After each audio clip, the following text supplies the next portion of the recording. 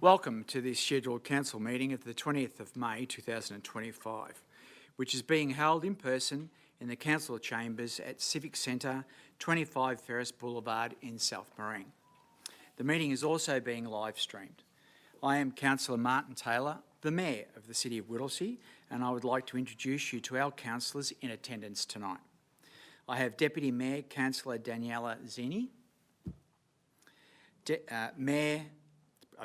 Councillor David Lemberg, Councillor Blair Caldwell, Councillor Laurie Cox, Councillor Christine Stowe.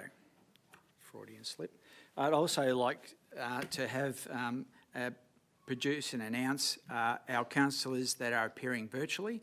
There's Councillor Nick Brooks, Councillor Jared Leppin, and Councillor Deb Gunn. I'd now like to introduce our Chief Executive Officer, Craig Lloyd, and ask Craig to introduce the members of the Executive Leadership Team. Thank you, Chair, and good evening, everybody. I'd like to introduce our Director of Planning and Development, Emma Appleton, our Director of Community Wellbeing, Agata Himalevsky, Director of Corporate and Customer Services, Sarah Renner, the Acting Director of Infrastructure and Environment, Amanda Dodd, the Executive Manager of Office of Council and CEO, Jacinta Stevens, and our Manager of Communications and Engagement, Sarah Oldman. Thank you, Chair. On behalf of Council, I recognise the rich Aboriginal heritage of this country and acknowledge the Wurundjeri Willem clan and the Turungurung people as the traditional owners of the lands within the City of Whittlesea. I would also like to personally acknowledge elders past, present and emerging. I will now read our diversity and good governance statement. At the City of Whittlesea, we are proud of our diversity and the many cultures, faiths and beliefs that make up our community. We strive to be inclusive, welcoming city that fosters active participation, well-being and connection to each other of this land. We commit as a council to making informed decisions to benefit the people of the City of Whittlesea now and into the future, and to support our community's vision of a place for all. Apologies. I note that there are no apologies for this evening. Acknowledgements. National Volunteer Week. Deputy Mayor. Thank you, Chair. This week is National Volunteer Week, a time to recognise and celebrate the amazing volunteers who work selflessly to help our community thrive. Volunteers are the heart and soul of our city, making it a more connected, compassionate and vibrant place to work, live and play. From sports clubs to community centres, local events to support services, we're surrounded by people giving their time to help others. To every volunteer across the municipality, we want to thank you. To celebrate our volunteers, we've got a range of free activities taking place this week, including a special volunteer celebration lunch on tomorrow. So more information is available on our website. Thank you. Thank you. In relation to the Ida Hobbit International Day Against Homophobia, Intersex Discrimination and Transphobia was held on Saturday the 17th of May. The City of Whittlesea stands against discriminations in all forms, and we are committed to providing a safe and inclusive place for everyone within our community. National Sorry Day, Deputy Mayor. On Monday, the 26th of May, the City of Whittlesea will hold an annual National Sorry Day event here at the Civic Centre. National Sorry Day is held across Australia each year to acknowledge and raise awareness of the history and continued impacts of the stolen generations on Aboriginal and Torres Strait Islands people. The event will begin at 10:30 a.m. with a smoking ceremony at the front of the Civic office before moving into the Great Hall, where Ian Ham, a Yotta Yotta man and member of the stolen generation himself, will deliver a keynote address. The ceremony will conclude with an annual sorry walk and the observance of a minute's silence. Anyone interested in attending can find more information and a link to register on the events page on the Council's website. Thank you, Chair.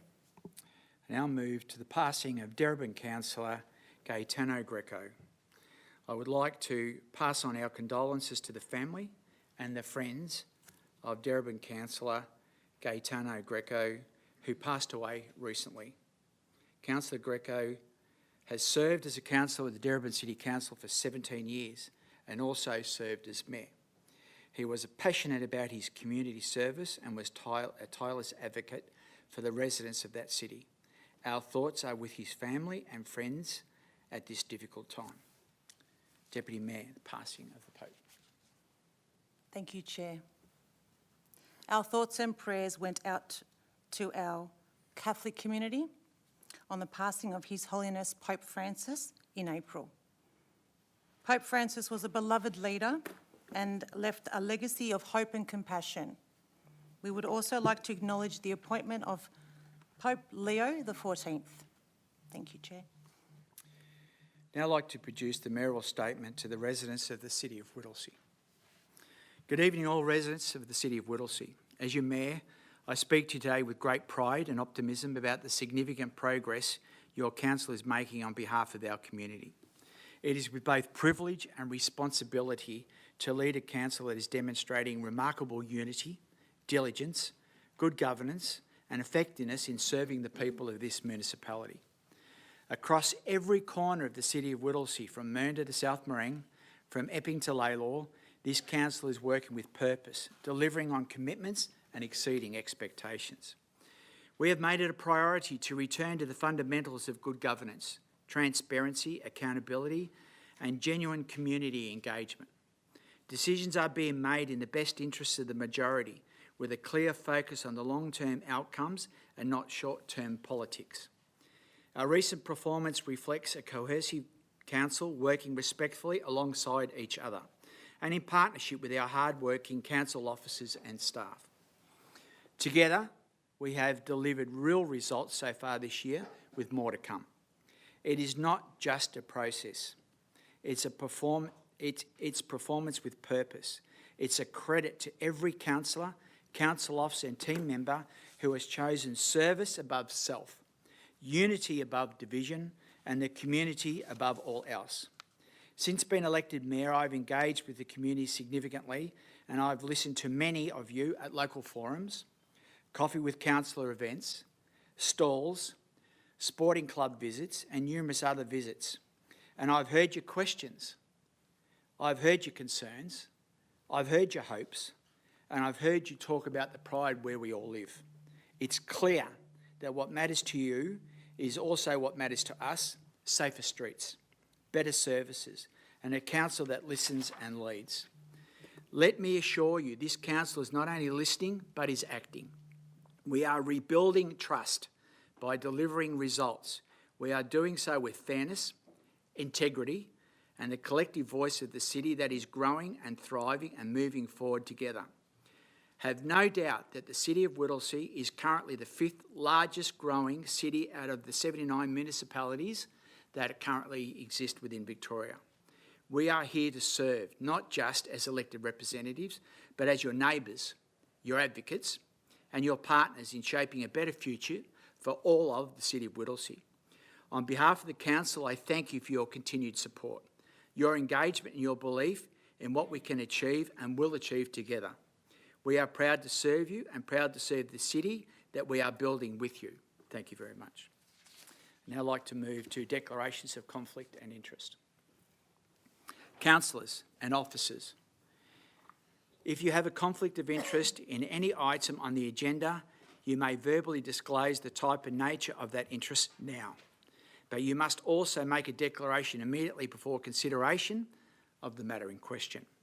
Councillors, are there any items for which you have a conflict of interest to declare? Do any officers present this evening have any conflicts of interest in any items on tonight's agenda? No, Chair. No, Chair. No, Chair.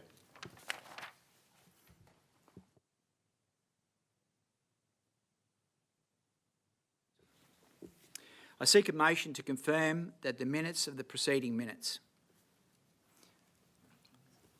Councillor Stowe. Okay.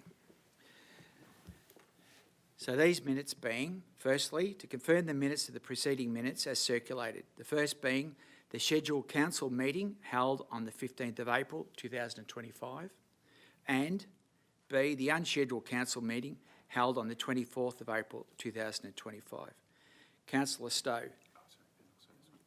I note that the hearing of submissions committee meeting held on the 6th of May 2025. I have a mover, Councillor Stowe.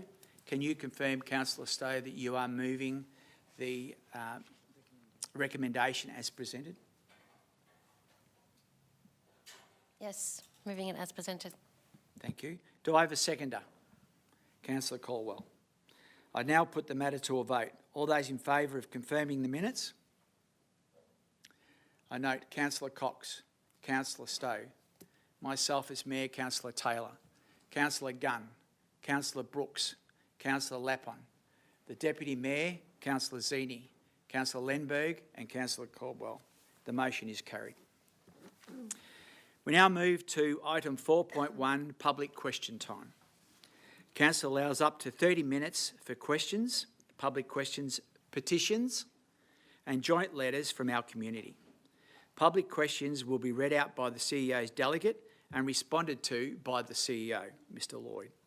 Any questions submitted that are not in accordance with the governance rules are either declined or are held over to the next scheduled council meeting. All questions and responses will be included in the minutes of this council meeting. I note that we have received 5 public questions. In accordance with the governance rules, no introductory or background statements in relation to the question will be read out. I'd now like to hand over to Jacinta Stevens, the Executive Manager of the Office of Council and CEO, to read the questions and for Mr Craig Lloyd, CEO, to provide the response. Thank you, Chair. Our first question is from Nick Brain. The question is, can Council confirm why it thinks it's in keeping with public expectations to deny residents the rights to directly speak to petitions they lodge? Thank you, Nick, for your question.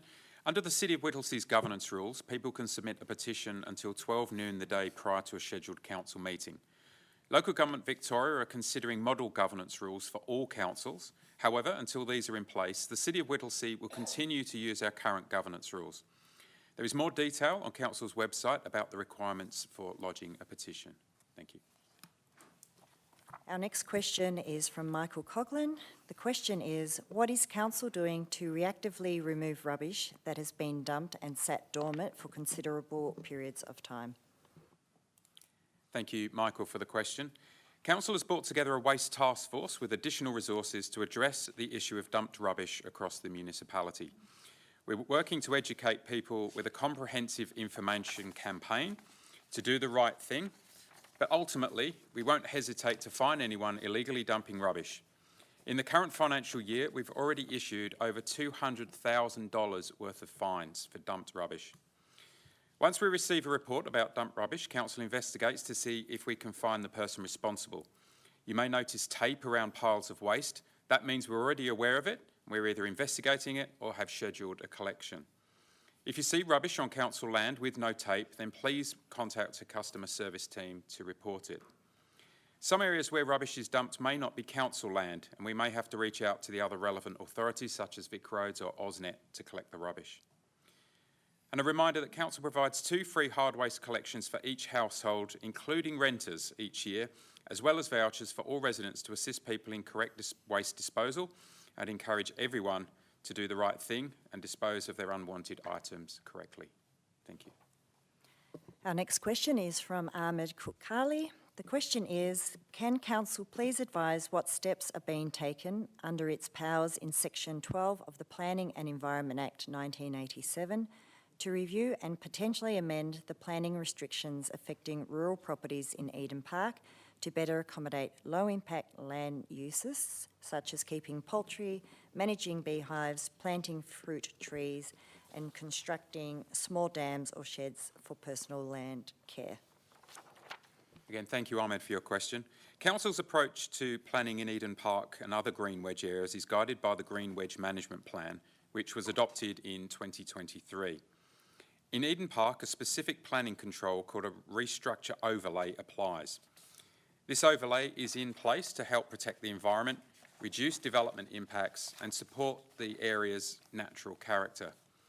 The plan recognises that the overlay continues to play an important role in managing rural living in areas like Eden Park, where there is a significant environmental risk such as bushfire and erosion. At this stage, there are no plans to change or review this overlay.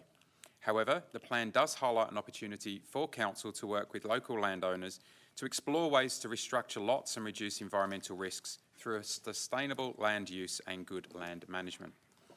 Council officers are available to meet with affected landowners to discuss options for low impact uses of their land in line with that adopted plan.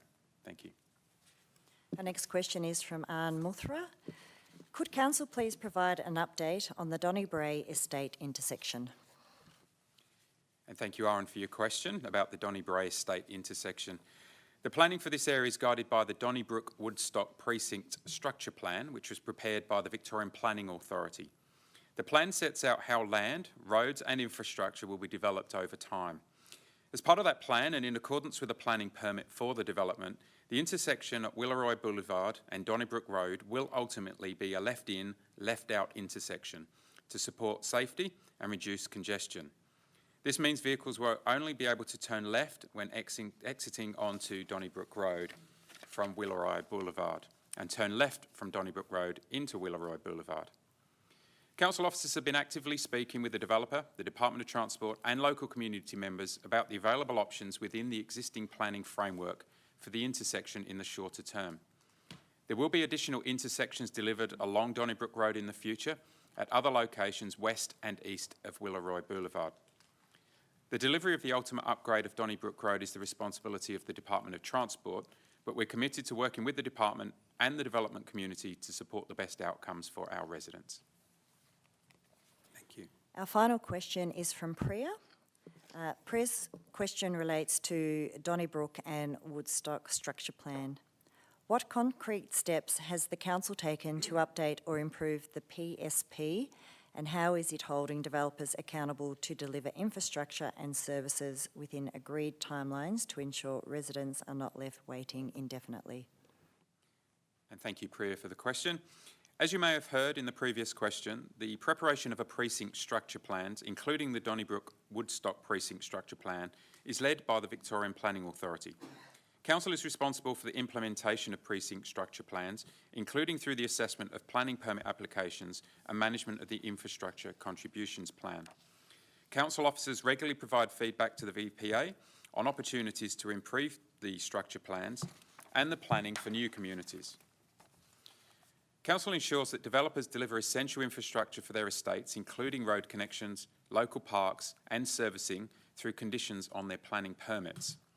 In the Donnybrook-Woodstock Precinct Structure Plan, Council negotiated for a developer to deliver the Gumnut Park and Adventure Playground and a new sports reserve and pavilion, which has now been completed.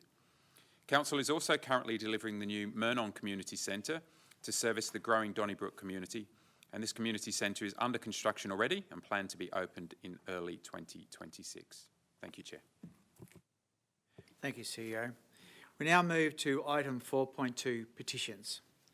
4.2.1, the petition on the proposed Hindu temple application, PLN 43641 330 Grants Road in Woodstock. A petition has been received from 159 residents in relation to the proposed Hindu temple application PLN 43641 at 33 Grants Road in Woodstock. It is also noted that the petition has attracted the support of over 1,500 members from the broader community. Councillors, do I have a mover for recommendation at item 4.2.1? Councillor Stowe, can I confirm with you that you are moving the motion as presented in the officer's recommendation as the motion? This microphone's not. Right. It's just going red. Maybe I'll just speak loudly. What's going on? So, yes, I we'll do. move the motion. Okay.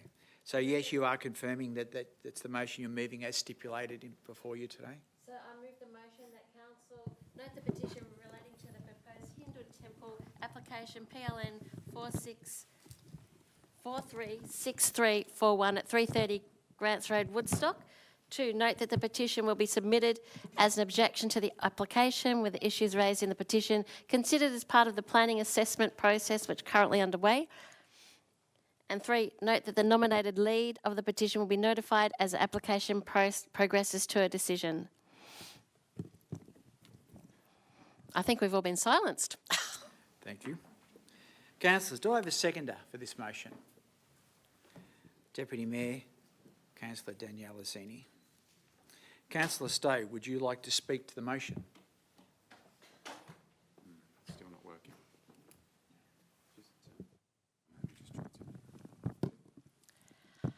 Thank you.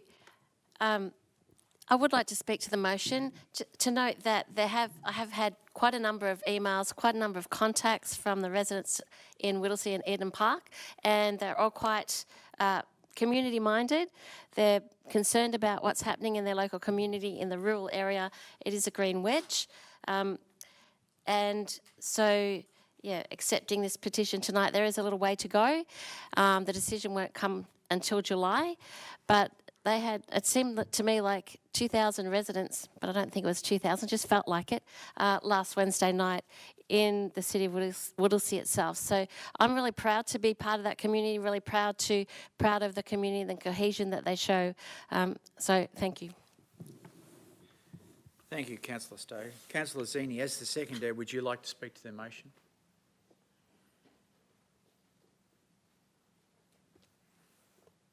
No? No. Are there any other councillors who would like to speak to the motion? I'll take that as no. I now put the motion to the vote. All those in favour, please raise your hand. I note Councillor Caldwell, Councillor Lenberg, Deputy Mayor Councillor Azzini, myself as Mayor, Councillor Taylor, Councillor Stowe, Councillor Cox, Councillor Gunn, Councillor Brooks and Councillor Lapon. The motion is carried. I'd now like to move to item 4.2.2, the petition, the objection of the planning permit, application number 719904, 158 Barry Road in Laylaw.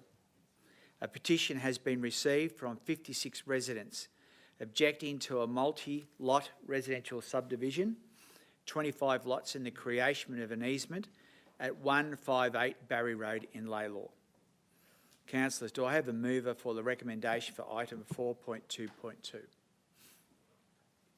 Councillor Cox. Councillor Cox, can I confirm that you are moving the officer recommendation as presented as the motion? Thanks, Chair. I'll move the recommendation as printed by the officers. Thank you. Thank you. Councillors, do I have a seconder for this motion? Councillor Stowe. Councillor Cox, would you like to speak to the motion? No thanks, Chair, as the matter is getting dealt with at item 5.1 of the agenda. Thank you. Councillor Stowe, as the seconder, would you like to speak to the motion? I don't have anything further to add. As Councillor Cox said, it'll be dealt with in due process.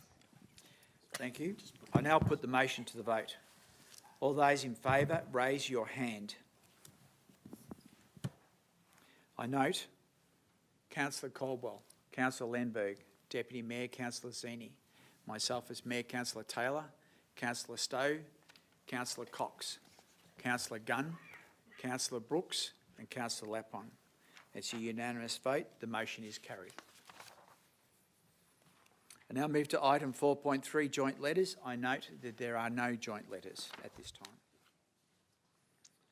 Now I'd like to move to consideration of reports. Item 5.1, the planning permit application 719904 to allow for a multi-lot residential subdivision and the creation of easements at 158 Barry Road and Downs Road, Laylaw. And I introduce Emma Appleton, the Director, Planning and Development.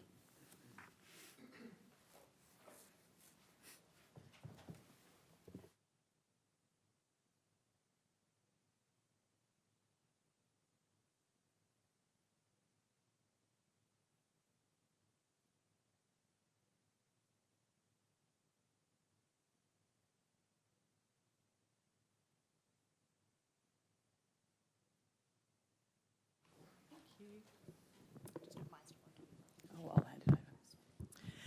Thank you, Chair. The site for this proposal is located on the eastern edge of the Whittlesea Public Gardens. A master plan for the gardens was endorsed by Council in 2018 following extensive community consultation. The master plan identified the opportunity for a new road and housing along this edge to provide an attractive frontage to the park and to increase safety and perceptions of safety within the park. I will now hand over to Taylor, Principal Planner, to summarise the application and recommendations to Council this evening. Thank you, Emma. The proposal seeks to subdivide the land into 25 residential lots. These lots are proposed to be located within the discontinued Downs Road. It is also proposed to construct a north-south 15-metre wide local street within an existing gas easement at 158 Barry Road in Lalor. Street connections will be provided to the existing Barry Road and Benaroon Drive. A number of trees within the gas easement that do not require planning permission to remove will be removed to facilitate the development. Street trees will be planted within the road reserve to provide for shade, amenity and habitat for wildlife, and it is noted that the application is on council land. Design guidelines have been prepared and are proposed to be included as a restriction on title to provide design outcomes that improve on the public realm, connection to Whittlesea Public Gardens, the built form and landscape character. 5 submissions and 1 petition were lodged, all objecting to the proposal as detailed in the report. The grounds of objection raised in the petition lodged at tonight's council meeting has been assessed as a part of the report with the same grounds lodged as prior. Council officers have assessed and responded to all submissions. The report discusses the planning assessment of the application and has considered that the proposal is consistent with the objectives of the relevant planning policy and the decision guidelines of the Whittlesea Planning Scheme. The first officer recommendation is to approve the application and issue a notice of decision to grant a planning permit in accordance with the conditions. Recommendation 2 is to note the response to submissions. Recommendation 3 is to note the inclusion of design guidelines as a restriction on title to ensure the amenity of adjacent residences is upheld and the interface to the Whittlesea Public Gardens is maintained. And lastly, recommendation 4 is for council officers to then notify submitters to the application and provide a copy of the notice of decision to grant a permit, which will include VCAT appeal rights. Thank you. Councillors, do you have any questions in relation to this item?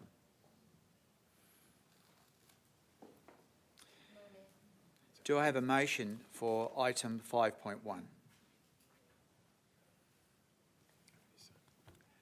Councillor Cox.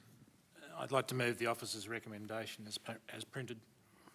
Thank you. Do I have a seconder for the motion at item 5.1? Councillor Caldwell. Councillor Cox, would you like to speak to the motion? Thank you, Chair.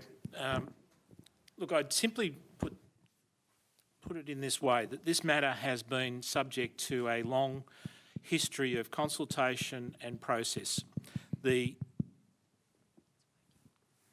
Not sure what that was. We're having technical issues. No, right. The Whittlesea Gardens project has been a long-held view of previous councils to develop the facility for better public use and exposure, but we're also conscious about the security and the aspects or the behavioural aspects of some members of our community, unfortunately, who do misbehave and cause trouble at these types of facilities. This matter was dealt with back in 2018 when I was on council with former councillor Kosmeski, who also covered that same area. This discussion went to how the best use of the Whittlesea Gardens, as we call it, is identified, developed and presented. The proposal was to provide a passive overview by use of and development of townhousing along the fascia of the gardens to provide better security and better overview of the area. It has been subject to many consultations over those same years, and as such, I think that the matter has been aired pretty much to the finish. I'm conscious that some residents in the neighbouring area don't like the idea of further housing coming up behind their allotments. I understand that. We accept that, but we are developing a public facility for the whole of the community, and the use of passive oversight is to ensure that we get better usage from the public. And as such, all of the comments that have been made and the submissions that have been made have been addressed and have been recognised, including the comments that were made in the petitions tonight, in addition to the ones that had already been submitted. So as such, I'd like to see the development go ahead in a better form that will get better development, better usage by the community of that facility. Thank you. Thank you, Councillor Cox. Councillor Caldwell, as the seconder, would you like to speak to the motion?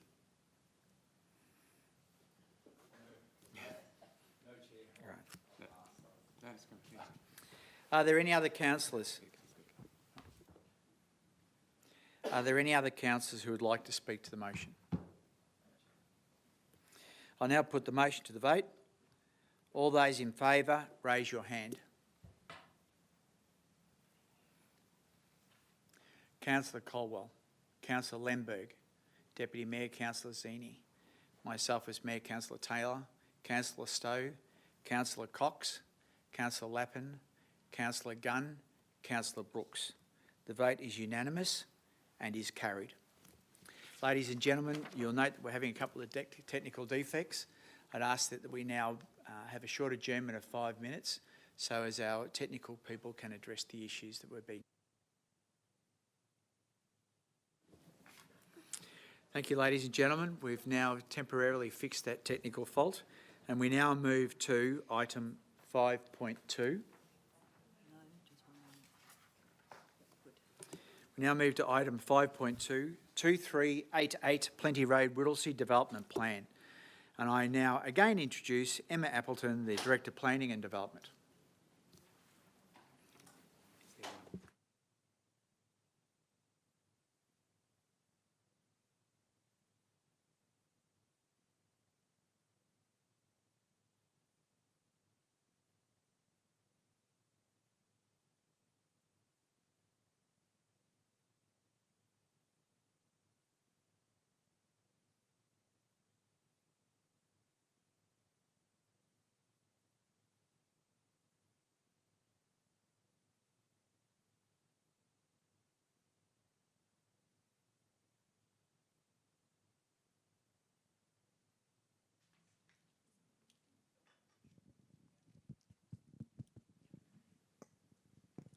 Thank you, Chair.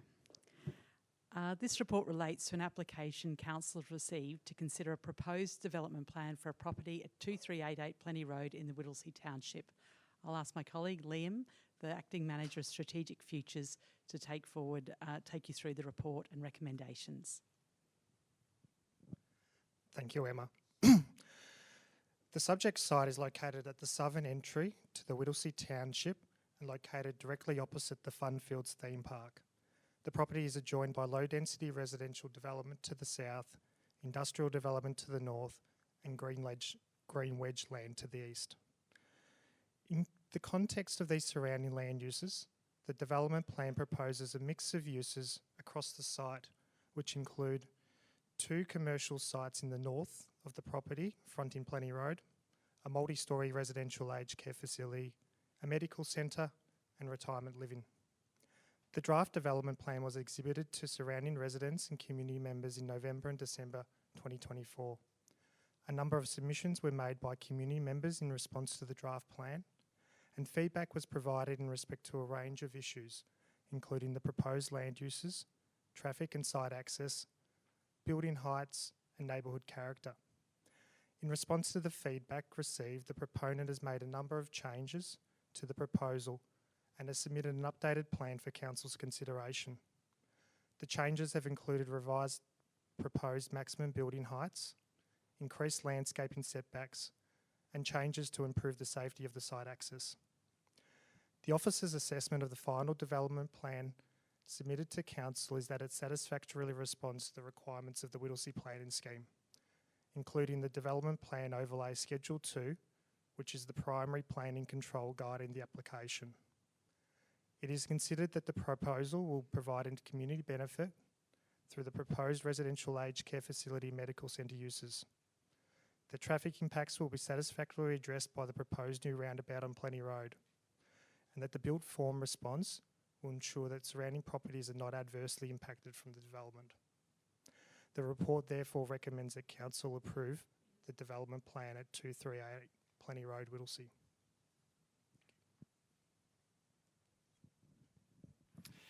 Councillors, do you have any questions relating to this item? No, Mr. Mayor. Do I have a motion for item 5.2? Councillor Stowe. Councillor Stowe, do you confirm?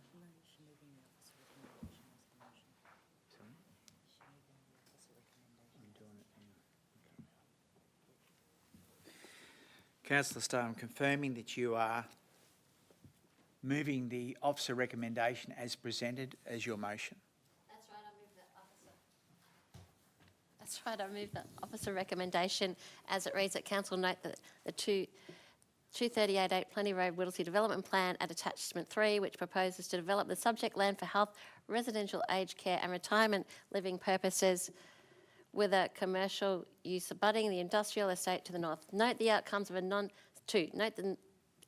non-statutory exhibition and officer recommendations detailed in the report at attachment 2. 3, approve the 238 Plenty Road Whittlesea Development Plan in the form contained at attachment 3. 4, note council officers will notify the submitters and proponents of this resolution.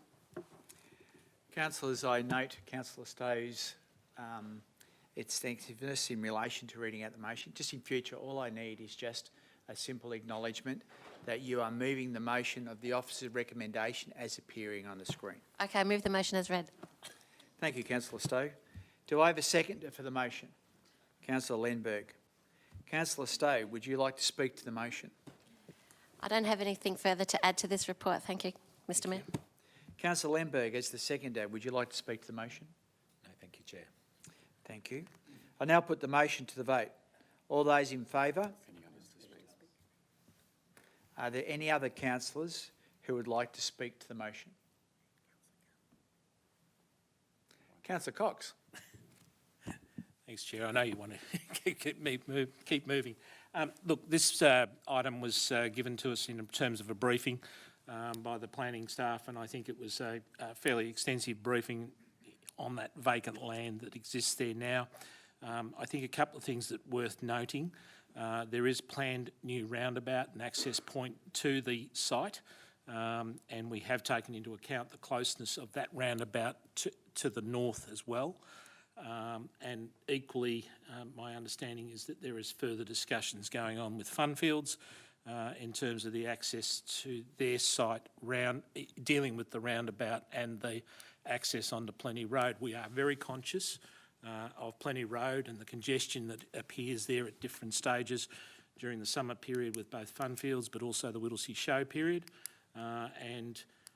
Accordingly, a number of changes were incorporated into the plan at the direction of the Department of Transport, who certainly did not agree with a number of access points to the south side of the proposed roundabout. So I just want to assure people in the Whittlesea Township that we have taken into account the congestion or potential congestion on Plenty Road and the planning of the site generally. Thank you. Thank you, Councillor Cox. Councillor Gunn, would you wish to speak to the motion? No, I was voting. On that note, I now put the motion to the vote. All those in favour, please raise your hand. I note Councillor Colwell, Councillor Lenberg, Deputy Mayor Councillor Zini, myself as Mayor Councillor Taylor, Councillor Stowe, Councillor Cox, Councillor Gunn, Councillor Lappin and Councillor Brooks. The motion is carried. I now move to item 5.3, the planning for our waterways submission, and I introduce again Emma Appleton, Director Planning and Development.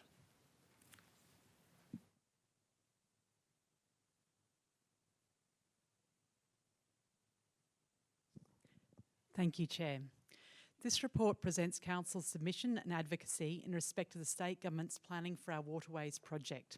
The project forms part of a broader program being rolled out by the Victorian Department of Transport and Planning to improve protection of urban waterways in relevant planning schemes.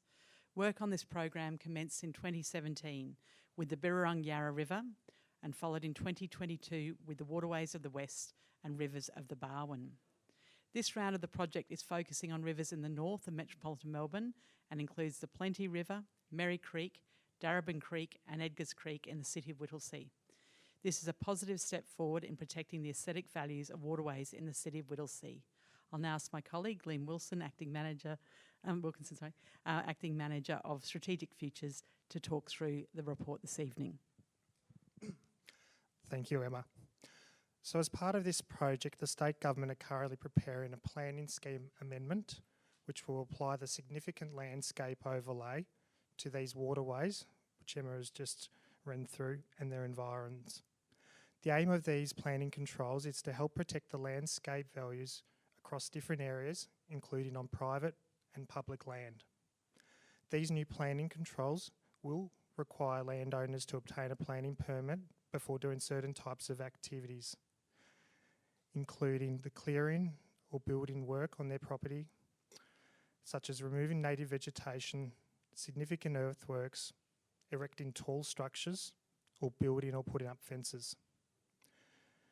The controls will also support the recognition of waterways as living, connected entities that reflect the cultural values of the traditional owners. As part of the project, the State Government undertook high-level public consultation. However, it was not at the level to which Council would normally expect for this type of project. A Council submission has been prepared by officers to the proposal, which outlines in principle support for the project, however outlined additional considerations, including the need to also protect the environmental values of these waterways in addition to the landscape values, and the need for additional consultation with affected landowners on the detail of the proposed planning controls. The report therefore recommends that Council endorse the revised City of Whittlesea submission to the Planning for Waterways project, and to also request that the CEO write to officers at the Department of Transport and Planning to advise of Council's in principle support for the application of appropriate controls to protect waterways in the City of Whittlesea. However, that additional controls are also required to protect the environmental values of these waterways, and that prior to the gazettal of the proposed planning scheme amendment, that further targeted consultation be undertaken by the State Government with affected owners to provide more effective and informed feedback to the proposal. Thank you. Councillors, do I have any questions relating to this item? Yes. Councillor Stowe. So I've had a call from some residents this afternoon regarding this submission, and so I was just wanting to clarify, have the landowners, the affected landowners, been contacted already?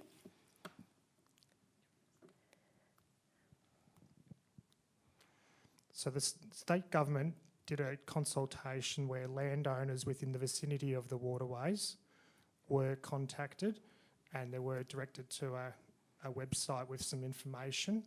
However, the information provided was at a very high level in terms of the proposal and the potential for the application of these planning controls. So I just want to put on the table that some residents are unhappy that they weren't consulted. They live along the riverway, and they're saying that there's a 200-metre buffer either side of the river, and they wanted me to put that on the table, that's going to have a large impact on their farming. Stowe, Yep. can I ask you please to direct a question? Oh, sorry. Sorry. Do you have any further questions? Oh, no, with so it's regard just to this about, item? have they been contacted? So this is, just to clarify, this is just about to put on the table so there will be contact. Is that right? So do you have any questions in relation to the content that's been presented to you tonight regarding item 5.3, the planning for our waterways So my question was a clarification regarding will the residents be contacted in the future again? So, through you, Chair. This is a state government project, and one of the issues that we've had with this is that we feel that they haven't done fulsome consultation through the process. So as part of our submission this evening, we've asked that the state government do go and contact residents to make sure there's full understanding of this, because the consultation material that was put out there was not at the level we would hope for what might be the impacts of this process. So it is led by the state government, and we're making a submission to state government relative to the planning for the waterways. Thank you, I'm very happy to hear that. Councillors, are there any further questions with regard to this item? I put the motion. Do I have a motion for item 5.3?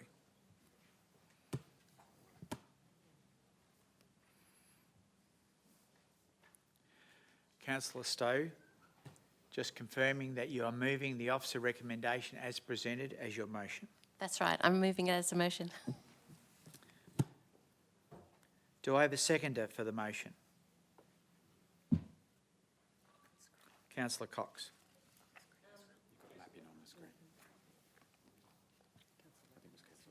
Yeah.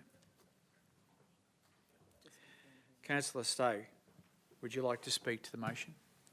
Well, since I already said a lot, I do have some residents who are concerned about the impact that this is going to have on the farming lands in Whittlesea. So I'm very pleased to read that we're actually going to investigate and further consultation on this process, because it's going to have 200-metre buffer along farming land. It's going to have a big impact. So I will respond to the resident and let them know that that's that we're doing the best we can.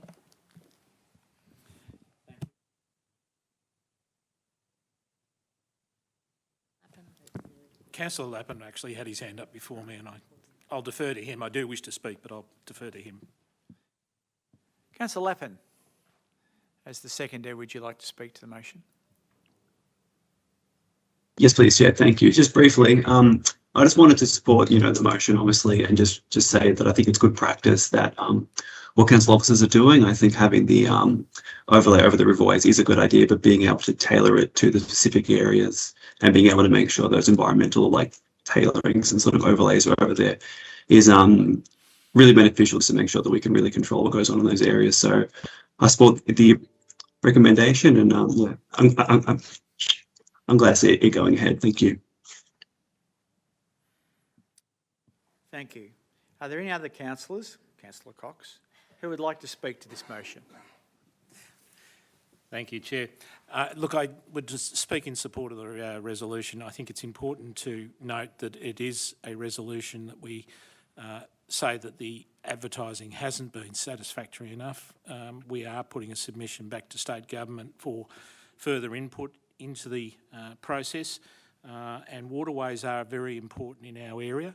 And we want to maintain as far as possible, obviously, the natural features that we have, but we are also conscious of properties that are bordering onto the waterways, not to tie them up totally with bureaucracy, but we are conscious that we have seen too many waterways in our city, and I took citywide Melbourne, and I go back to the days of a long time ago of my youth, the Moonee Ponds Creek that was turned into a concrete barrel and destroyed.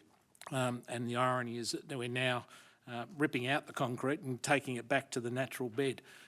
So I don't want to see that sort of process appear in our Darebin or Merri or Plenty River catchment areas. So I think it's important that we support this resolution.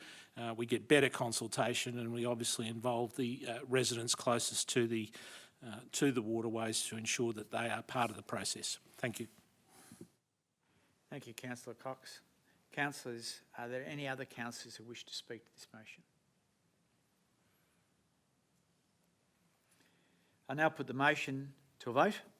All those in favour, please raise your hand. I note Councillor Colwell, Councillor Lemberg, Deputy Mayor Councillor Zini, myself as Mayor Councillor Taylor, Councillor Stowe, Councillor Cox, Councillor Gunn, Councillor Lappin and Councillor Brooks. The motion is carried. We now move to item 5.4, Emergency Services Volunteers Fund. And I now introduce Sarah Brenner, the Director, Customer and Corporate Services.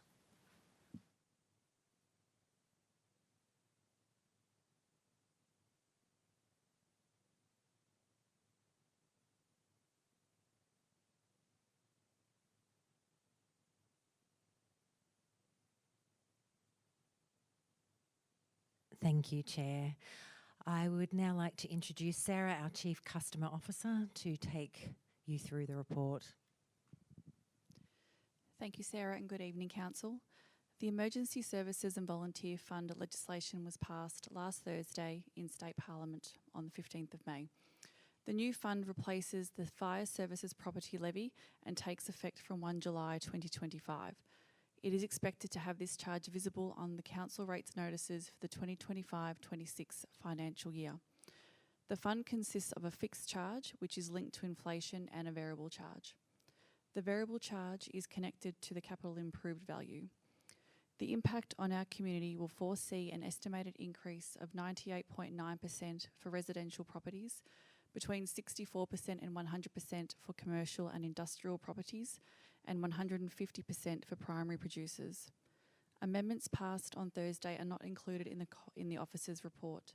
These include, for the 2025-26 financial year, primary producer rate down from 83 cents to 71.8 cents, and for the 2026-27 financial year, all land use types will incur the same fixed charge. Residential principal place of residence will be given a 50% concession on the fixed charge. This means that residential non-principal place of residence properties, for example investment properties, will incur the same fixed charge as commercial and industrial properties. Based on the 2025-26 financial year fixed rate, this would be an increase of $276 from $136. The team have undertaken an analysis of all rates assessments to determine how much extra each owner will be required to pay for the 2025-26 financial year. It found that 7,423 ratepayer levies will increase by more than $200, 4,083 ratepayers levy will increase by more than $500, 1,634 ratepayer levies will increase by more than $1,000, and 285 ratepayers levy will increase by $4,000. The effect of the new levy is likely to cause community concerns. It is expected to drive calls to customer service and result in further payment plan requests, delaying cash flow to council, potentially impacting services and the provision of essential capital infrastructure. We seek council support to the officer recommendations as outlined in the paper. Thank you.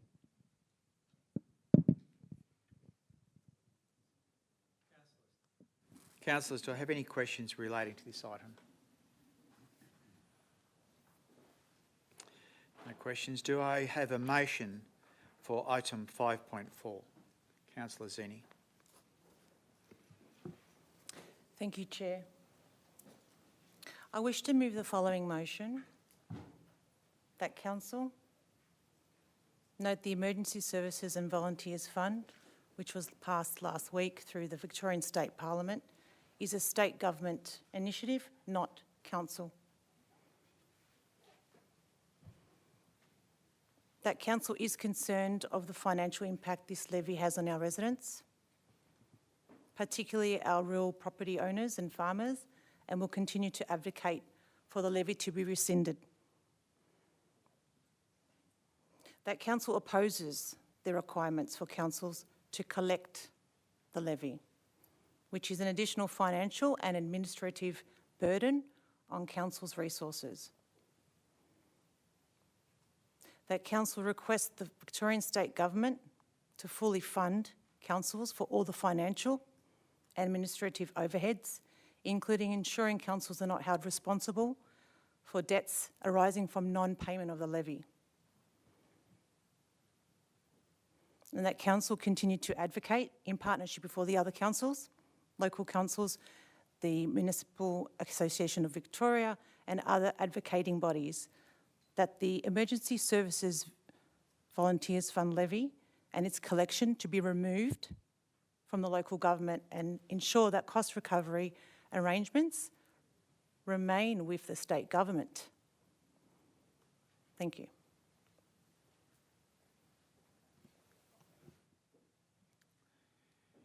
Councillor Zini, can I just ask you to please read the officer recommendations with the amendments you put forward?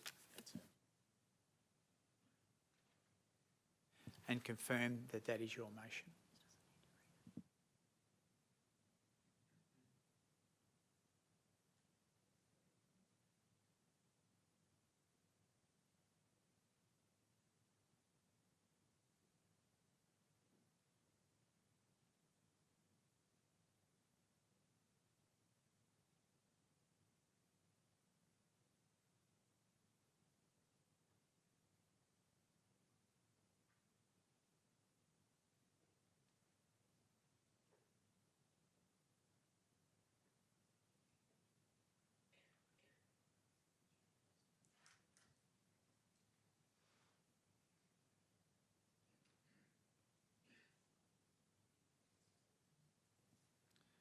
Councillor Zini, are you happy with the wording as it appears? Yes, I am, Chair.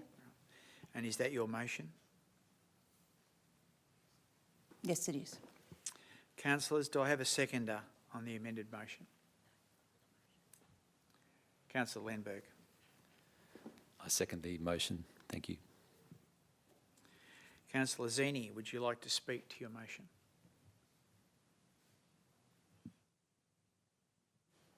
Yes, I would, Chair. Thank you. I'm deeply concerned about the additional cost placed on ratepayers via their council rate notices. Ratepayers must understand that this increase is not from council, it is from the Victorian State Government.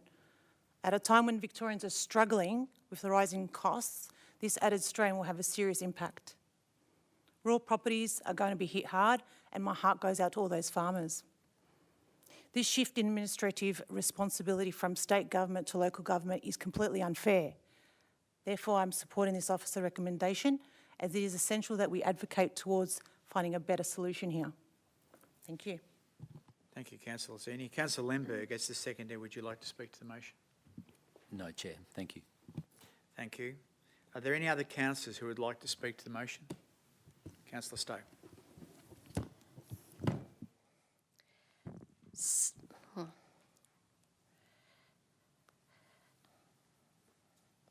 So Winston Churchill said that he contended that for a nation to try to tax itself into prosperity is like a man standing in a bucket trying to lift himself up by the handle. You just can't get yourself out of the tax mire. I can't vote to have this extra tax imposed on our residents, on our voters. They're already paying too much. They're already broken. We talk about the cost of living crisis and understanding how difficult it is for our residents, but how difficult it is for the voters and how we understand, but then we're being asked to impose this levy on our ratepayers. I sit here tonight because I've been voted in by the people and voted to represent... Councillor Stowe. Yeah. Can I ask you please to speak to the motion? Speak to the motion? I thought I was. I thought I was speaking to the motion. I understand that you have a lot to say, and I understand that it's a subject matter close to you, but I could ask you please to direct your questions to speak into the motion. Well, I can't allow this to go through because, like, this is too much of an imposition on our ratepayers. The vast majority can't afford this. We're all, breaking. We've all got too much, payment, the cost of living crisis, and it's all too hard. So I support this motion that we advocate, to ask the state government to not impose this on our ratepayers. Thank you. Councillors, are there any other questions with regard to this motion?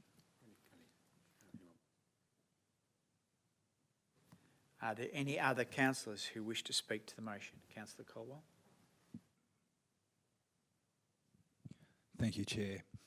I'd like to enthusiastically support the motion as it's written. I agree and share the enthusiasm and frustration of Councillor Stowe at the impos of state government placing on council to pass on this tax or levy onto residents of the City of Whittlesea. I think it's confusing and unjust that council is required to essentially collect this levy on behalf of the state government and leaves the community under the false impression that it's a council levy when it is not. It is a state government levy. I'm also alarmed at the increasing rates and the percentages that we've heard tonight and how that's being applied to the community, and indeed echo, I think, all the sentiments around the room around we are in a cost of living crisis and this is manifestly unfair on residents, and just reassure residents that we are sharing their frustration around these costs. With that, I'll leave it there. Thank you, Chair. Well said. Councillors, are there any other councillor who wish to speak to the motion?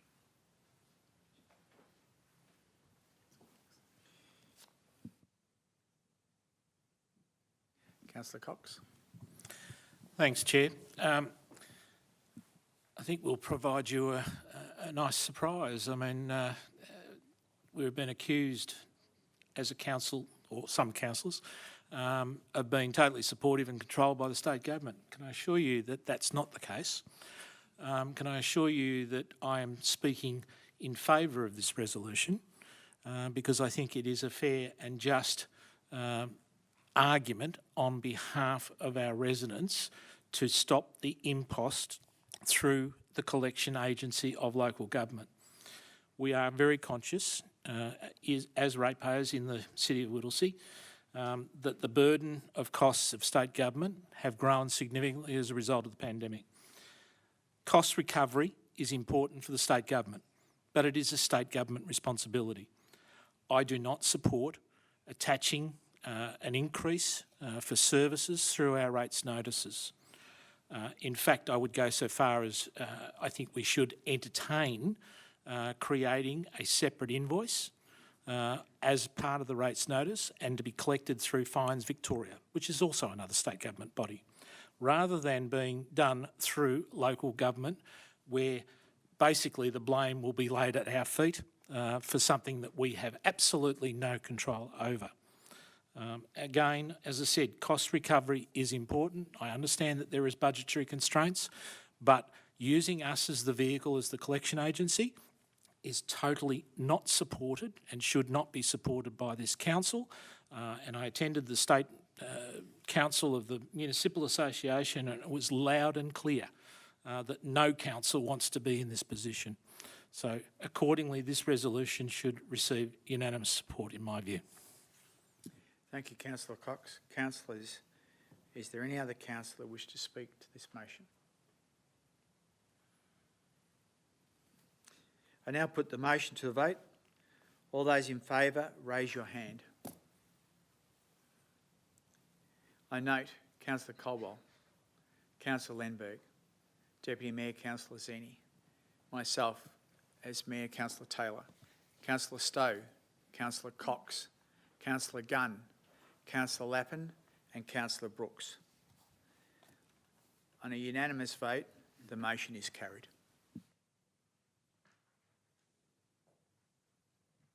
I now move to item 5.5, Financial Hardship Policy, and I introduce Sarah Renner, Director, Customer and Corporate Services.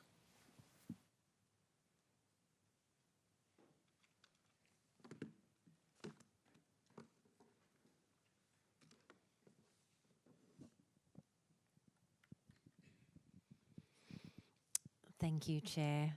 I would like to introduce Ardis, our Acting Chief Financial Officer, to take Council through the paper. Good evening to you all. I'm pleased to present the revised financial hardship policy for Council's consideration. This is an important step in ensuring we continue to stand beside members of our community when they need it the most. Every 4 years, we review this policy to ensure it continues to reflect both the needs of our community and our commitment to fairness and consistency.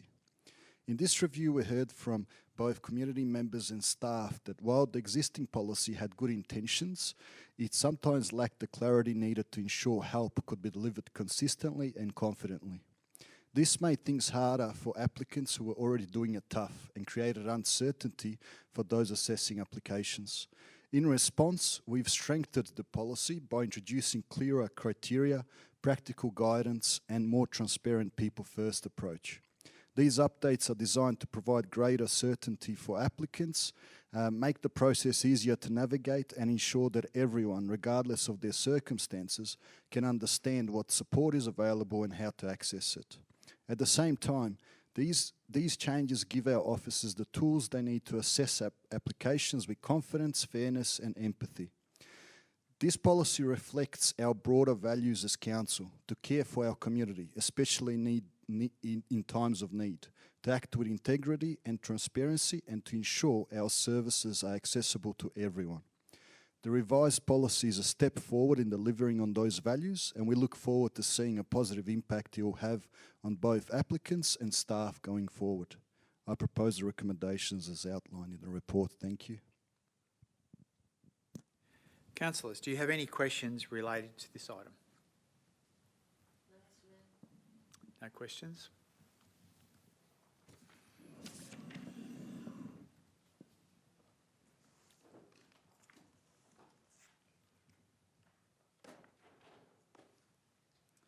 Councillors, do I have a motion for item 5.5?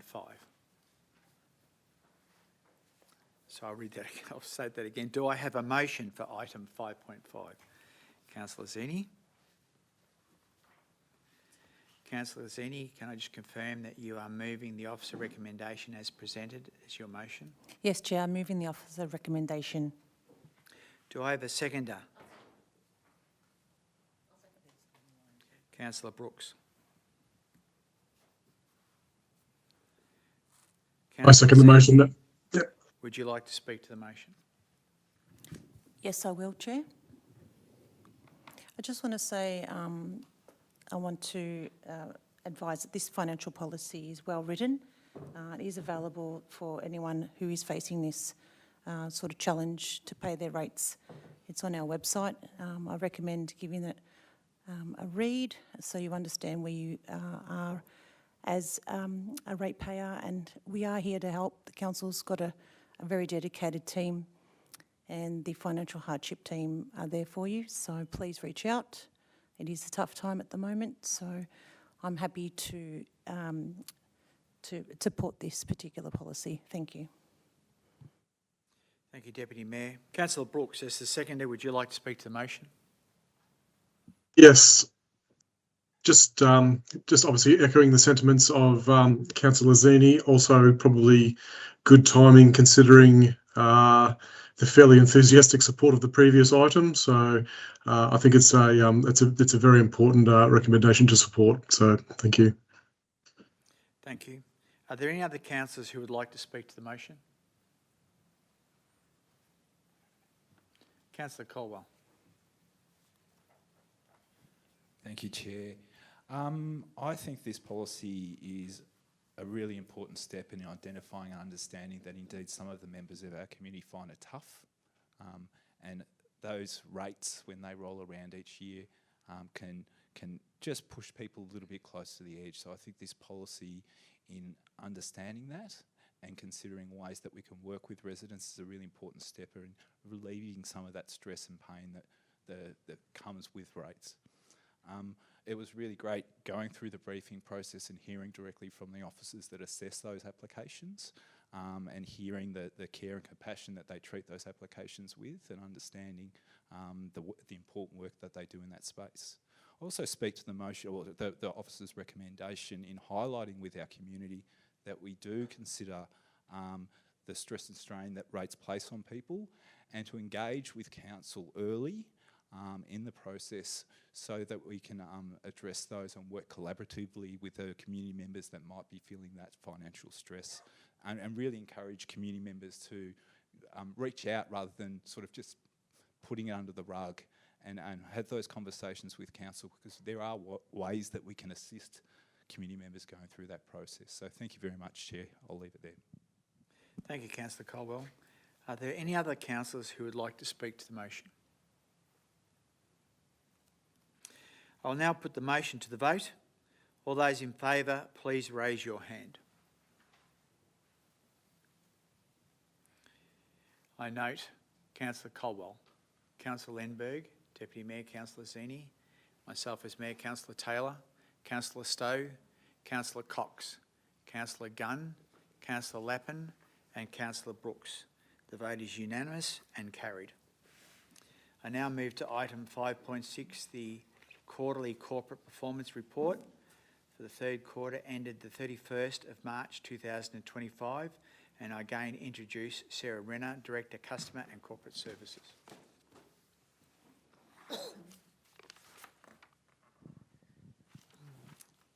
Thank you, Chair, and I would again like to invite Ardis, our Acting Chief Financial Officer, to take us through the report. And thank you again, Sarah. The purpose of this report is to present the quarterly corporate performance report for the period ended 31 March 2025, which covers the Community Plan Action Plan, good governance, capital works performance and financial performance. Starting with the Community Plan Action Plan, of the 59 key actions to be delivered this financial year, 8 have been completed, 48 are on track, 1 key action is to be monitored and 1 is off track, with further details provided in the report. From good governance perspective, Council maintained its commitment to transparency through regular Council meetings, Council briefings and the active engagement of the Youth Council. During the reporting period, 10 councillors completed their mandatory induction requirements. The remaining councillor completed their mandatory induction training 2 weeks after the required due date. During this time, the council allowance was withheld until the training was completed. Oversight of financial risk and governance matters continued through the Audit and Risk Committee. Personal interest returns were collected from nominated officers, and freedom of information and privacy matters continued to be addressed in accordance with policy and legislative requirements. Moving to capital works, the year-to-date capital works expenditure was $1 million behind budget, primarily as a result of delays in service authority approvals and adjustments to the timing of works due to delays experienced in the previous year. It is anticipated that at year-end, Council will finish on $109 million, with an estimated $11 million to be carried forward into next financial year. On financial performance, Council's operating surplus was $58 million favourable to year-to-date budget, primarily due to higher than anticipated non-monetary contribution as a result of developments within a municipality reaching practical completion. The Q3 forecast anticipates an operating surplus of $205 million, which is $61 million favourable to the adopted budget. Finally, I would like to highlight that Council's operating surplus is an accounting result only and does not constitute excess cash available for Council to spend. It is largely made up of either non-cash items such as asset contributions from developers or cash items that are restricted by legislation in how they can be used in future by Council. I propose the recommendation as outlined in the report. Thank you. Thank you. Councillors, do you have any questions relating to this item? Do I have a motion for item 5.6?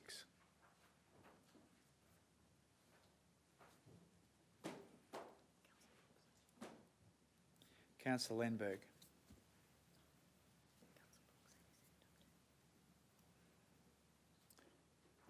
Councillor Lenberg, can I confirm that you are moving the motion, moving as your motion the officer recommendation as presented? I am moving the officer recommendation as presented. Thank you, Chair. Thank you. Do I have a seconder for this motion? Councillor Lappin. Councillor Lenberg, would you like to speak to the motion? Yes, thank you, Chair. I'd just like to congratulate everyone who worked on this piece of work. For me, I'm learning so much going through the process, and I think that for the community looking at this, please go online and have a look at the reports yourself. I just think that the work that has been done, the governance that is generated throughout all of these reports is important, and I support the motion as presented. Thank you. Thank you. Councillor Lappin as the seconder, would you like to speak to the motion? No, thank you, Chair. Are there any other councillors who would like to speak to the motion? Councillor Cox. Thanks, Chair. Look, I only just want to reiterate one comment that was made by our officer in the presentation. We're not sloshing around in cash.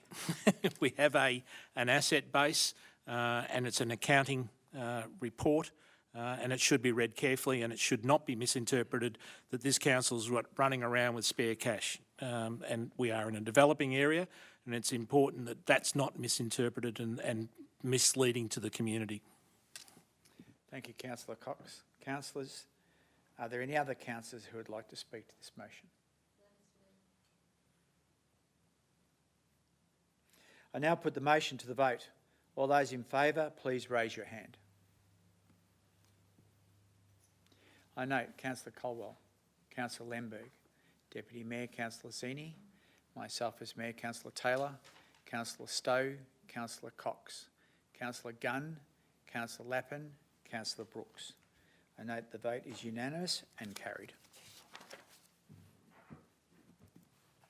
I now move to item 5.7, the Governance Report, and I introduce Jacinta Stevens, the Executive Manager, Office of Council and CEO. Thank you, Chair. For transparency, the purpose of this report is to provide information and council endorsement for a range of governance-related matters.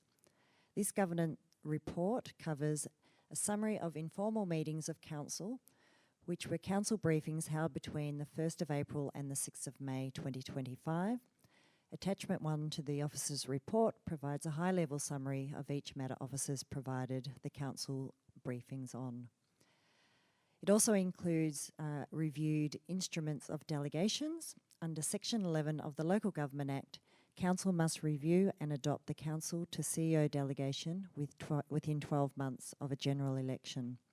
In addition, the S6 and S18 delegations from Council to staff are reviewed biannually to incorporate any legislative amendments and organisational change to position titles.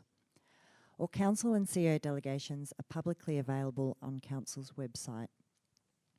The third governance-related matter is in accordance with the Council expense and support policy and is seeking Council to resolve on individual councillors to either attend the Australian Local Government Association National General Assembly being held in Canberra and the National Growth Areas Alliance National Congress in Perth. And the final matter is to appoint councillors up until the 18th of November 2025 on various committees. This requirement follows the recent VCAT decision relating to the October 2024 Layla Ward election result. Full details on all these matters are contained within the body of the officer report and relevant attachments. Thank you.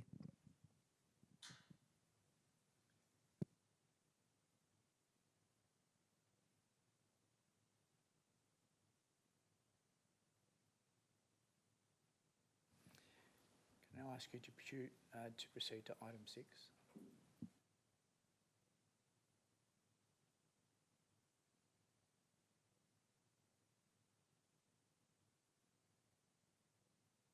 Councillors, in relation to the matters that appear before you, are there any questions relating to this item? I note there are no questions. Councillor Stowe. There was a second page, so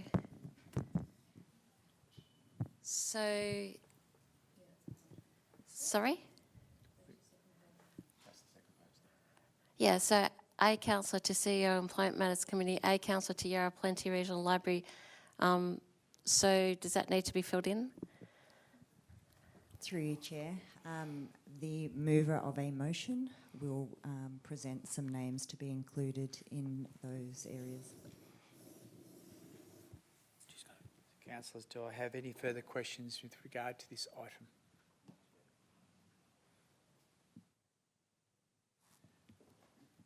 Do I have a motion for item 5.7? Councillor Zini. Yes, Chair. For the motion, I wish to move points 1 to 5 of the officer recommendation as is, and point 6 to read as. Resolved to appoint the below representatives to committees and boards until the 18th of November 2025 and appoint a representative to the Epping Cemetery Trust for the remainder of this council term. A, Councillor Gunn to the CEO Employment Matters and Advisory Committee. B, Councillor Taylor to the Yarra Plenty Regional Library Board. Delete point C, 6C, which makes point 6D in the officer recommendation, the new point 6C, which reads, Councillor Lappin to the Epping Cemetery Trust. And to include point 6D as follows. D, replace Aidan McLinden on the Outer Melbourne's Council and Northern Councils Alliance with the newly appointed Mayor, Councillor Taylor. Thank you. Jumped the gun, I'm sorry about that. Councillors, do you have any questions relating to this item?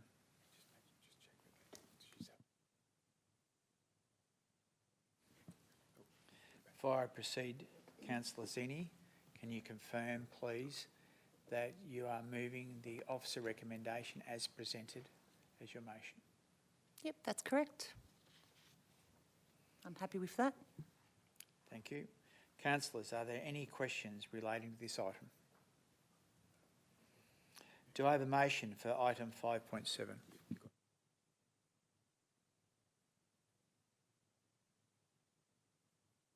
Do I have a seconder for item 5.7? Councillor Lemberg. Councillor Zini, would you like to speak to the motion? No, thank you, Chair. Councillor Lindberg, as the seconder, would you like to speak to the motion? No, thank you, Chair. Are there any other councillors who would like to speak to this motion? I now put the motion to a vote. All those in favour, please raise your hand.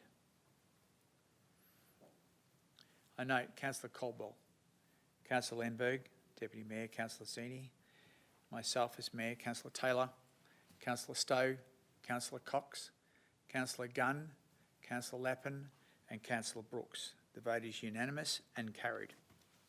We now move to item 6, notices of motion. Item 6.1, the CEO Employment Matters Advisory Committee. Councillors, as at the 15th of April 2025 scheduled council meeting, I gave notice that it was my intention to move the following motion: that council resolve during the April council meeting to lay the notice of motion on the table until the 20th of May 2025 scheduled council meeting. I now call on the Deputy Mayor, Councillor Zini, to take the chair for this item.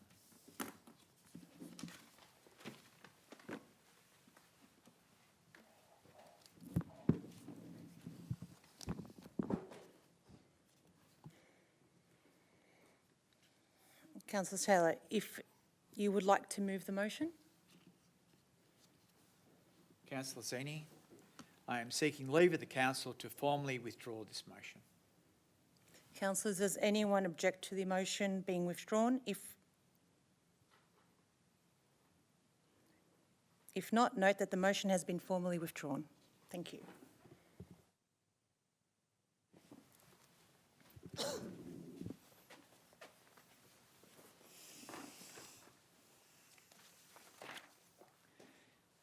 We now move to item 7, urgent business. Councillors, are there any items of urgent business? CEO, do you have any items of urgent business? No, Chair. We now move to item 8, reports of council representatives and the CEO update. I will call on councillors to read out their report of activity since the last council meeting. Councillor Gunn.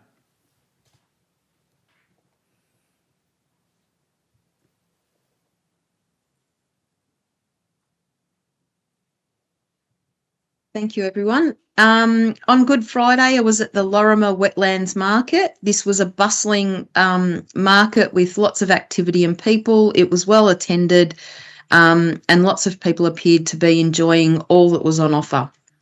Later that day, I joined Epping and Doreen CFA in their Good Friday appeal, rattling a tin to raise money for the Royal Children's Hospital. Another successful day for fundraising.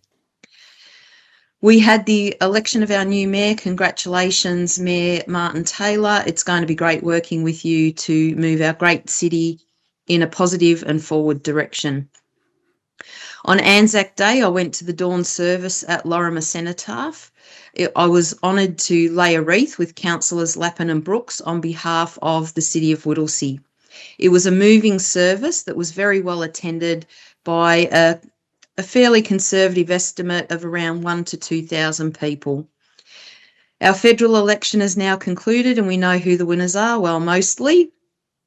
It is now time to start working with our MPs again and to follow up on those election promises for our great city of Whittlesea. Mother's Day has also been and gone, and I wish all of the mums, stepmums, aunties, foster mums, fur mums and dads who pull double duty as both mum and dad all the best and hope you had a wonderful day. On Saturday, I was at the Ladies' Day at the Lorimer Sports Club, which is an annual event, and it did not disappoint. There was lots of glitz and glamour for all those involved. On Sunday, I went to the Gorge Road Shopping Precinct grand opening. It was a fun event, well attended. It was great to see the shops in full swing. And my personal highlight for that event was a dance with the mayor and Sonic. And I believe there are some photos. And I would like to send out a thank you to Rachel, who for her lovely email to me. The positive feedback came at a great time and was greatly appreciated by myself. Thank you, Councillor Gunn. I'll speak to you later. Councillor Lemberg. It's all right, Councillor Gunn, you can have 10 seconds of my time. Due to the appointment of the new mayor, I've joined the Audit and Risk Committee, which met on May the 13th. Thank you to everyone from Council who presented. The Audit and Risk Committee forms a key part of Council's commitment to strong governance, and I'm honoured to be part of that process. The Epping Ward Coffee with Council ran on the 15th of May at Gloria Jean's at Epping Plaza. Thank you to Councillor Zinni, Councillor Cox and Councillor Taylor for their support at the event. I would also like to thank council staff and attendants who managed the process beautifully, making sure that all voices were heard and the coffee flowed freely. I appreciate all the input received from the community, and we look forward to resolving as many of the issues presented as we can. Some of the fixes may not be simple ones, and some of the issues may not be able to be solved quickly, but you have my commitment and the commitment of council that these issues will be investigated and reported on. A final thank you to the management and staff at Gloria Jean's who took care of everyone on the day. It was greatly appreciated. And finally, I attended the Gorge Road streetscape upgrade opening event. The sun came out for the event and it opened the new shopping precinct there. It was a magical morning with face painting for the kids. Sonic the Hedgehog was there as well, which was great to see. Thank you to Amanda and Melanie from Council for managing the day, and the urban design team at Council who made a dull and lifeless area a fun and engaging place for the community to gather and to shop. 30 seconds to spare. There you go, Councillor Gunn. Councillor Lemberg, thank you. Councillor Colwell. Thank you, Chair. Since our last council meeting, I've attended council briefings on the 22nd of April and 6th of May. I also attended the unscheduled council meeting on the 24th of April, where I'm very proud to say that we elected our mayor, and I'm very much looking forward to working with you, and I think you're going to do a great job in the space. So congratulations, and looking forward to that. On the 29th of April, I attended Brown Sisters Cafe for coffee with councillors, was able to meet with some of our wonderful residents and hear some of their concerns. I had a wonderful conversation about the budget process, and we were able to discuss that, how we go through that process with one of the community members.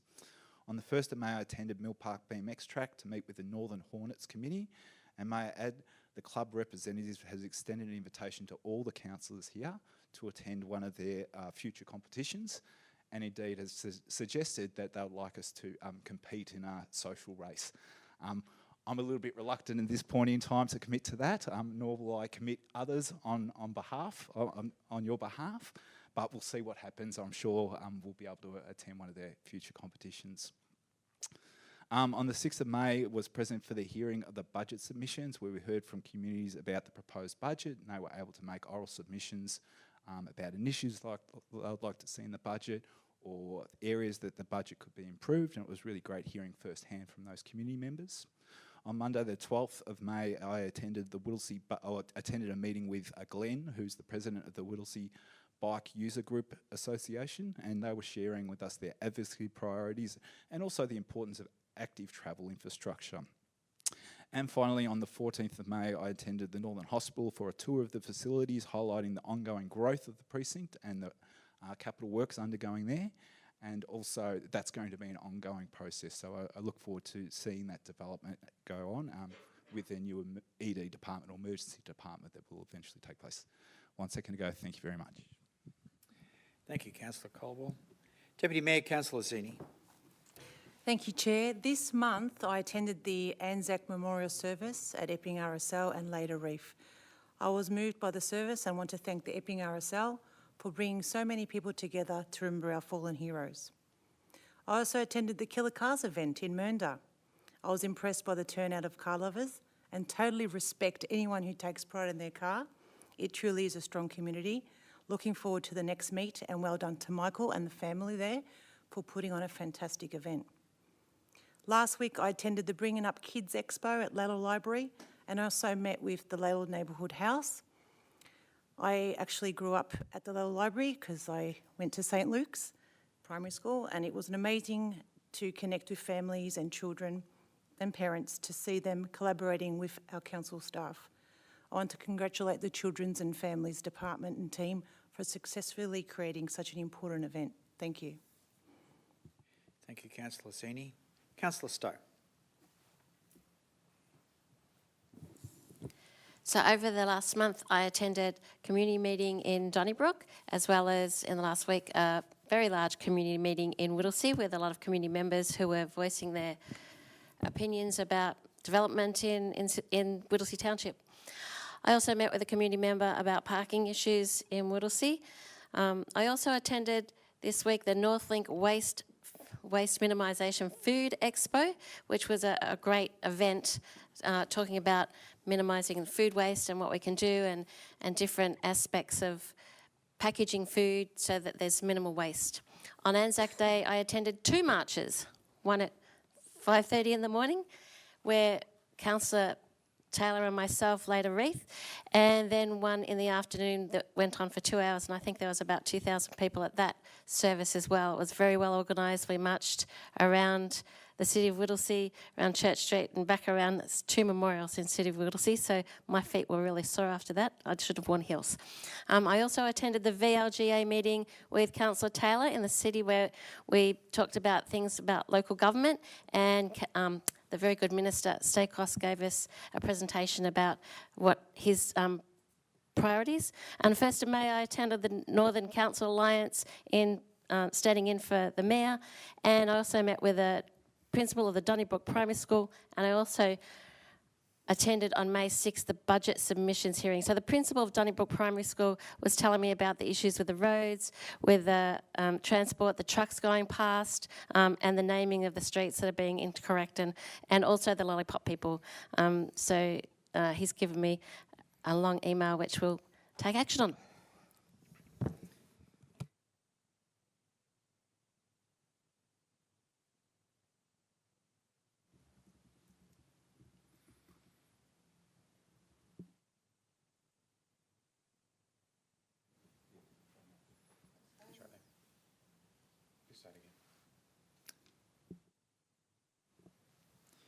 We now move to Councillor Lappin. Thank you, Chair.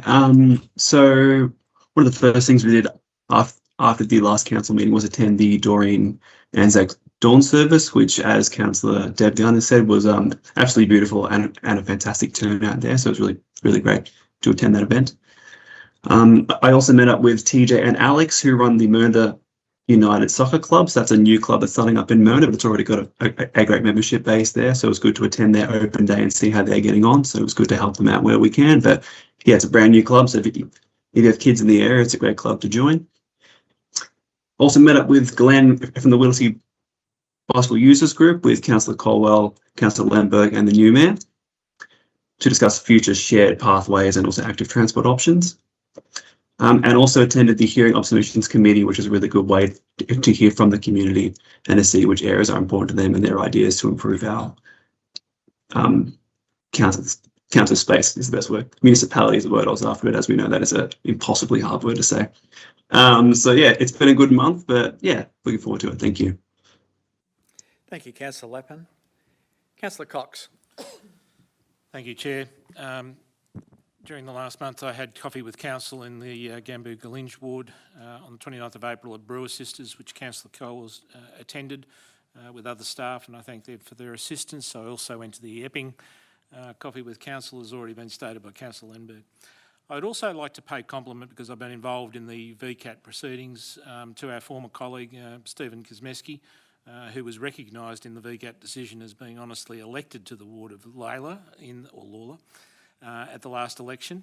And unfortunately, some disreputable characters sought to fraudulently affect the vote in favour of another candidate. And whilst that attempt failed miserably to disrupt the vote, it did jeopardise 81 legitimate votes, and therefore, due to the margin, the election was voided. I certainly look forward to Stephen returning as a duly elected councillor after the August 2nd by-election, which unfortunately is going to cost the community probably $100,000. Sorry. It is arising from my involvement at the VCAT proceedings, and so it's an action. I, like others, attended early Anzac Day functions, and specifically the Epping and Whittlesea marches and dawn service at Epping. But I also attended the Greek community commemoration at Thomastown at the Greek church on the following Sunday, which recognised the Battle of Greece and Crete. It has a particular interest to me, as my father was a participant in that battle. As a member of the 2nd Anzac Corps that was formed following the departure of the English troops, and the command was transferred to Australia and New Zealand again. And unfortunately, it's an unknown process. They were outnumbered and unable to escape. Many were captured, like my father, and 24th of April is a date in 1941 where he was captured and spent a few years in the Stalags in Austria. But to all serving members and past members, lest we forget. I also attended last Friday to the MOV State Council, and I'll finish. There were two contentious issues regarding the services levy and the issue about social media, but I'll provide a full written report of the State Council once the minutes have been published. Thank you. Sorry to go over time. I'm prepared to give you an extension if you require it. Councillor Cox, I acknowledge the significant service of your father and military service, and I know it well. Councillor Brooks. Thank you, Chair. On the 22nd of April and the 6th of May was the council briefings. Also of note, without wanting to repeat too much, but the election of yourself as mayor, I'm looking forward to seeing, which I've already seen, a lot of energy, and I think hopefully that's going to show within the community. So congratulations. Looking forward to working with you. The dawn service at Doreen RSL, or the group there, thank you to Councillor Gunn and Lappin for accompanying me and introducing me to everyone, and it was a really moving ceremony, and the uniquely cultural experience of tour afterwards was fantastic down at the footy club. I also, in light of things moving forward in regards to the different levels, met with the state member of Thomastown on the 8th of May and look forward to more continued meetings in terms of aligning local and state objectives and how that we can work together. So that was, I got a lot out of that, which was terrific. And I think just some other ones around some budgetary meetings even within council. So just giving the community the assurance that we are always looking at the budget, how we can improve, what we can look at there, and it is quite an extensive process. But just wanted to give just some assurance that it's something that is going to be looked at, and it's going to be looked at in the right spirit, and with councillors pretty much contributing and seeing things on a fairly similar level, which is good to see. Thank you. Thank you, Councillor Brooks. Ladies and gentlemen, I've attended in excess of 18 events, and it's not my intention to repeat those because my fellow colleagues have already mentioned the majority of them. Except to say, I attended a group forum for the Fair Access Policy training, which I thought was exceptional, which will allow an increase at the completion of that training, increased support and introduction and facilitation of female sports within the clubs of the City of Whittlesea. I also indicate that it's my intention to significantly increase the mayoral engagements of invitations made by the City of Whittlesea, and should you wish that, or the engagement or attendance of any of our fellow councillors, please go to the Whittlesea website and make those formal requests. I will conclude by saying this. I am honoured at the fact that there are subject matter experts within the council of particular areas in which they represent. And we are engaging them more and more now in relation to matters to which we will build on our strategic plans. And you'll see this increase more and more often coming into the future. I have nothing further to say other than what I indicated in my mayoral statement at tonight's start of our meeting. And as such, I now move to item 8.2, the CEO update. Thank you, Chair. I'm pleased to report that we're just weeks away from completing the much anticipated Hilltop Playground and Splash Park in Doreen. The new playground located on Landano Way is going to provide lots of fun with several slides, climbing nets, trampolines, cubby, rockers and a variety of swings. There's a focus on nature play as well, with balance logs, boulders and steppers installed under the park's existing trees. But the main attraction for many people will be the 150 square metre splash pad, featuring an array of jets, misters and other water-based features, and I look forward to seeing the councillors there. Visitors to the playground will have access to a new shelter, picnic tables, public toilets and a changing places facility for people with higher care needs. The playground is anticipated to open to the public towards the end of June, while the water to the splash pad will be turned on later in the year when the weather warms up. The project is funded by the City of Whittlesea with a contribution of $1.5 million from the Australian Government's Investment in Our Communities program and $500,000 from the Victorian Government's Open Space for Everyone, Better Parks and Playgrounds program. I'm pleased to share that Geographic Names Victoria have officially approved Bunjalnunga Parkland as the name for what many know as Quarry Hills. Bunjalnunga in Woiwurrung means eagle view and reflects the spiritual and cultural significance of the land. The renaming follows recommendations from a cultural values study that was undertaken in the development of the Future Directions Plan for the parkland, as well as engagement with traditional owners and the wider community. The new name will be used alongside the name Quarry Hills for the next 5 years to support a smooth transition.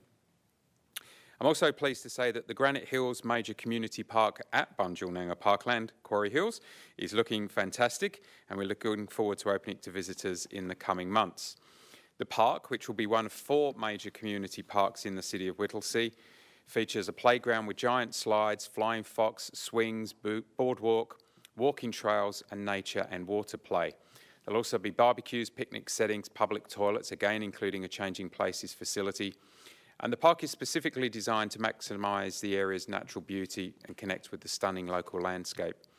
Council is contributing $5.5 million towards the project, with the Victorian Government providing $2.5 million from the Growing Suburbs Fund. The City of Whittlesea is also committed to improving safety in our community. Some of the projects recently completed improving lighting in Heather Avenue in Thomastown, Rosemary Drive in Laylaw and Spring Street in Thomastown. And a further project in Hazel Glen Drive, Doreen, is on track to be completed in the coming weeks. And we're also expected to finish this month on the installation of 12 new solar lights along the Darrabin Creek Trail between Cooper Street and Greenbrook Drive in Epping. And finally, last week we launched a brand new website for PRAC, the Plenty Ranges Arts and Convention Centre, pracc.com.au, for all of the latest lineup of shows and performances. Thank you, Chair.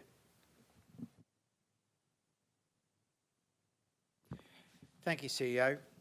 I note that All of these verbal reports will be documented in the minutes. Item 9, tabled reports. I note that we have one report being tabled, being the Audit and Risk Committee biannual report. Item 10, confidential business. I note that we do not have any items of confidential business. Ladies and gentlemen, that brings us to item 11, closure.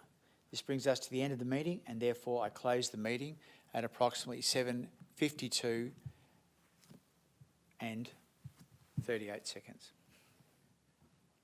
Thank you.